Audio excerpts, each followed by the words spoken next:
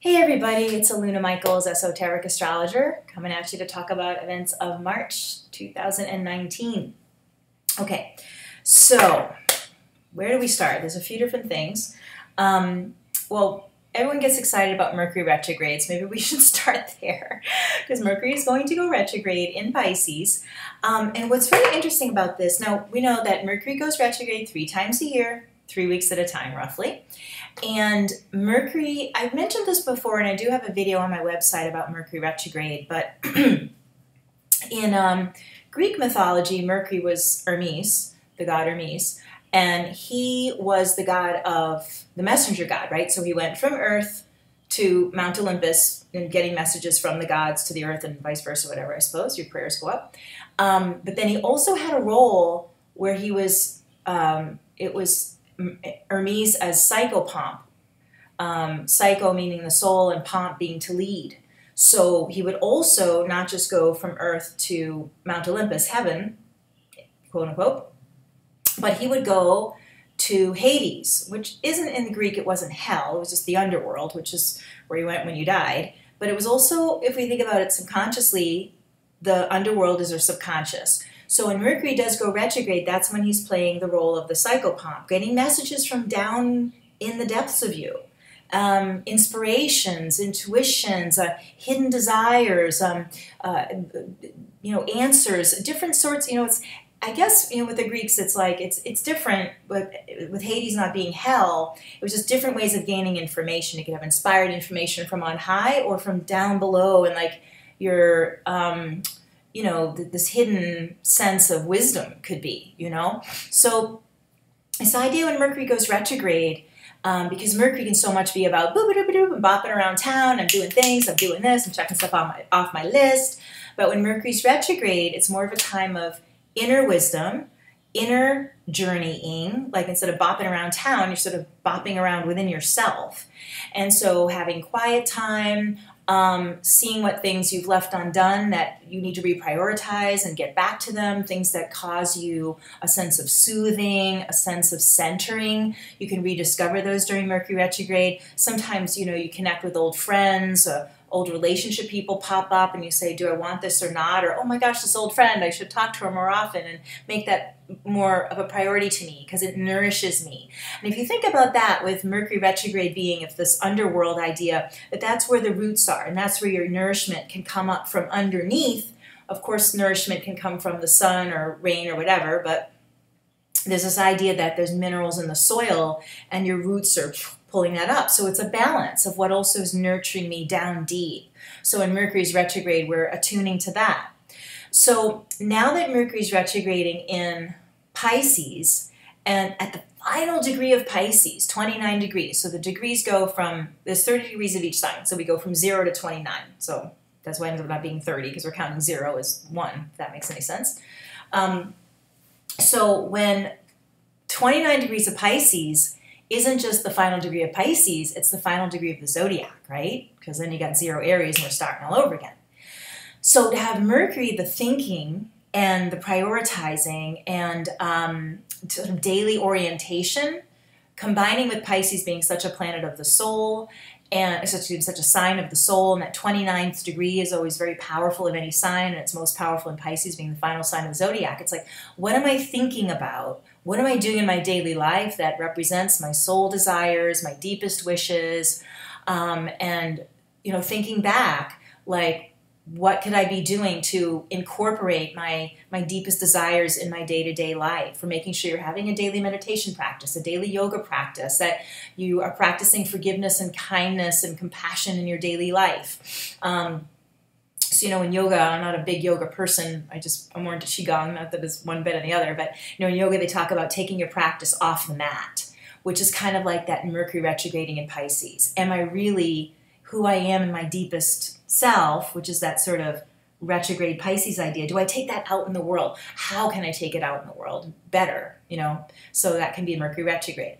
A lot of people think, oh, my car's going to break down, all this stuff and miscommunication. Yeah, there can be. But that's because maybe, like, if you know where you're really speaking from, do you have miscommunication with somebody, or is that person really attuned with themselves? And that's where that all comes from. And with the mechanical part of Mercury retrograde, that's just to get us to slow down, and take our time and look within. But it can be annoying when we have deadlines and blah, blah, blah, blah, blah, and Mercury goes retrograde and we can't meet the deadline because the printer broke down or whatever.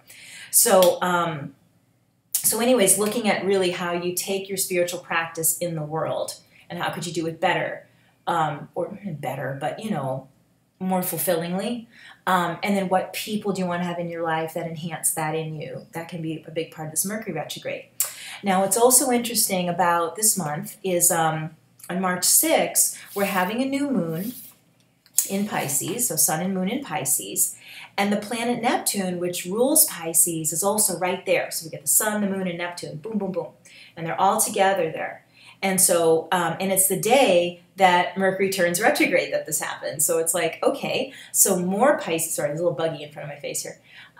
So that more with the new moon in Pisces is, again, thinking about compassion, thinking about our deepest heartfelt desires. The Neptune there too is like reinforcing that Pisces quality of the dream, that we can live the dream. And this new moon is also connecting really in a good way with Saturn. And Neptune and Pisces can be like, oh, I wish. But Saturn working with it is like, okay, how do we make that wish happen? It's possible. What's the first step?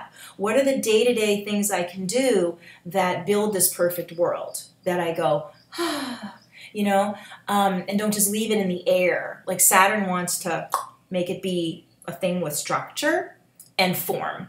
So how are you lovingly disciplining yourself to create that ideal world, that ideal self inside, or whatever it is? So this is a really strong month about that.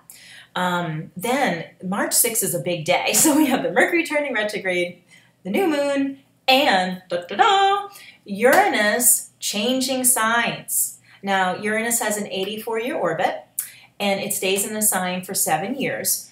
I did go on about this a little bit last year when Uranus went into Taurus for like a few months, and then it backed up into Aries. But now we're really going into Taurus for good. No more back into Aries. We're in Taurus. So on March 6th, Uranus does that. And a lot of people tell me, by the time you see this, it may have already happened, but a lot of people tell me they've been having a lot of trouble sleeping, and Uranus can be, Uranus is a lot about electrical energy and stuff, and again, at the final degree of a sign, it can be like, especially Aries, which is already excitable enough, right? So Uranus and Aries at 29 degrees, and then 0 Taurus. Like, Taurus is more grounded. It's almost like literally a grounded wire, like if you have that live wire, Uranus and Aries, and especially at final degree, woo! And that can be exciting for a while, like, wow, but then it gets tiring right after 7 years. So then Uranus goes into Taurus, and it's like, we ground that electricity. Your body can feel more steady. You're sleeping and stuff. You can feel just more, again, it's kind of the similar idea of grounding the dream, because Uranus is the dream in the sense of a big idea. Pisces, Neptune is like, oh, the idea. But Uranus is like dreaming really big, and it's excited, right? But it's still a bunch of stuff in the air. So Taurus wants to ground it, just like Saturn is helping to ground all that energy of that new moon. Taurus wants to ground how does the rubber hit the road? What are walking the talk? And the great thing about Taurus is there's plenty of time. So what are the small, steady steps you can take to live your ideal? Again, Uranus and Neptune being ideals in different ways. But, and thinking that's the one great thing about Uranus going to Taurus says little things matter. Like, let's even say a basic Taurus thing could be about money. So saving, even if you saved, I don't know, $5 a week, after a year you'd have something, and then maybe you'd feel like, I can maybe do $10 a week, and I'm not missing it, and this and that. Or I'm chipping away at a debt, I'm putting $5 more on that credit card balance. I don't know. Like, Taurus is like, yeah, look, we're chipping away, and now I can do more, and I can see my personal value increasing in that I'm steady with this, or my finances are increasing, or the debt is going down, or whatever it is. Relationship, one day at a time. Now I've been in a relationship for a year, and I'm scared of commitments, something like that. Or something with a job, like, oh, I can't do this job, and every day you show up and you do it, or you ask questions, and it's like, those daily little tiny victories end up to this huge success. So that can be that Uranus and Taurus, you know, instead of like, oh gosh, I can't do it. It's like, you know, that kind of cliched saying that the journey of 1,000 miles begins with a single step. It's kind of like a Uranus and Taurus idea.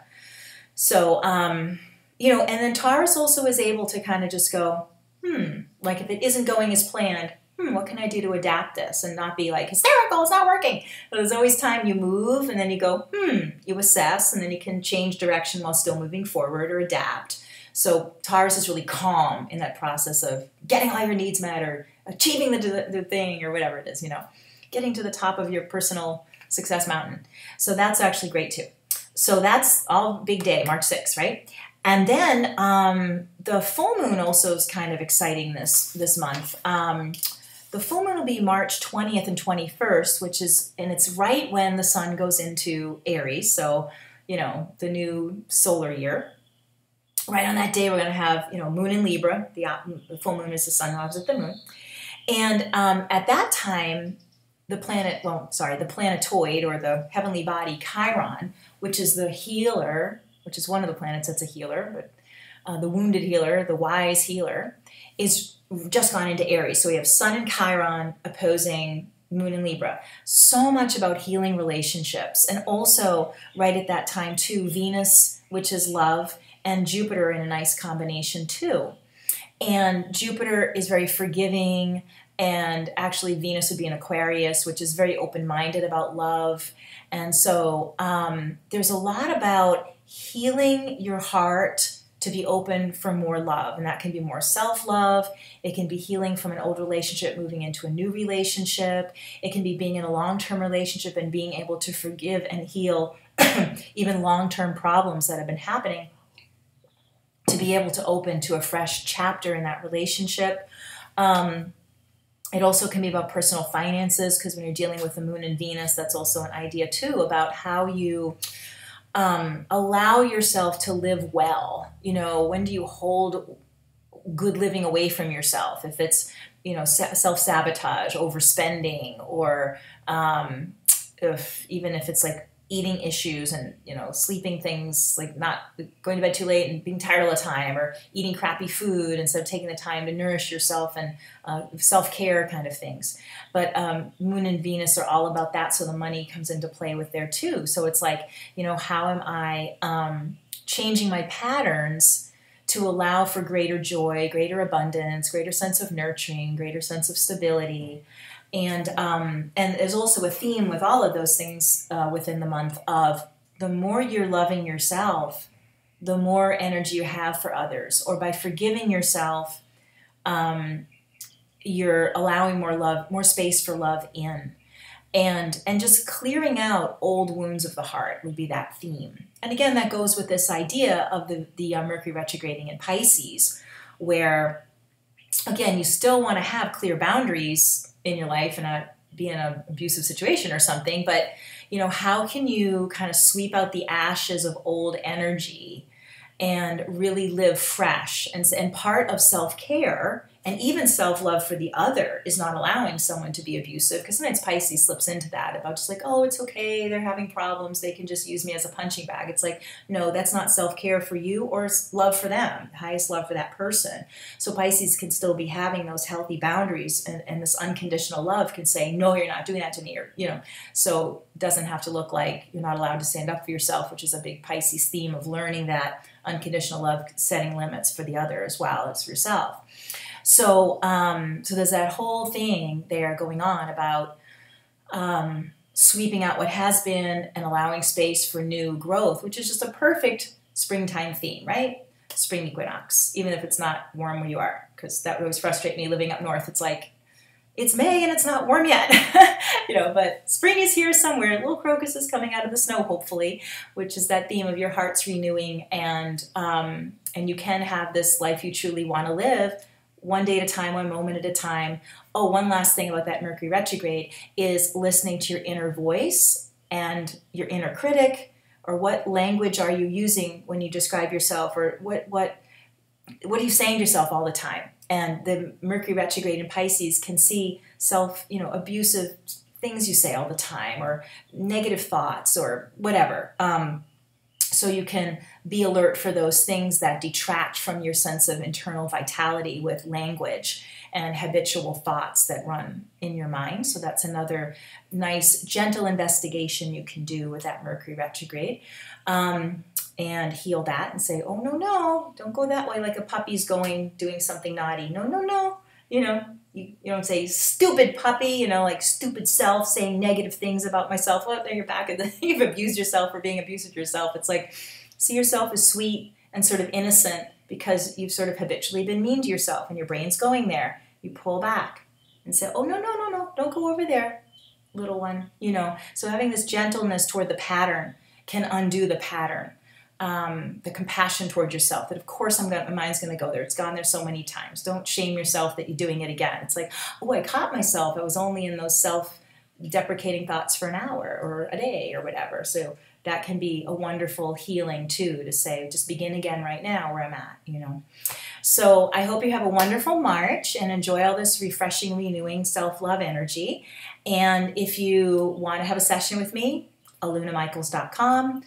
248-583-1663. You can text or call. Don't forget I have my little book, the 12, I just forgot the name of my book, The Spiritual Gifts of the 12 Astrological Signs, that you can get through my website or on Amazon. And take care, and I'll see you next month, and bye-bye for now.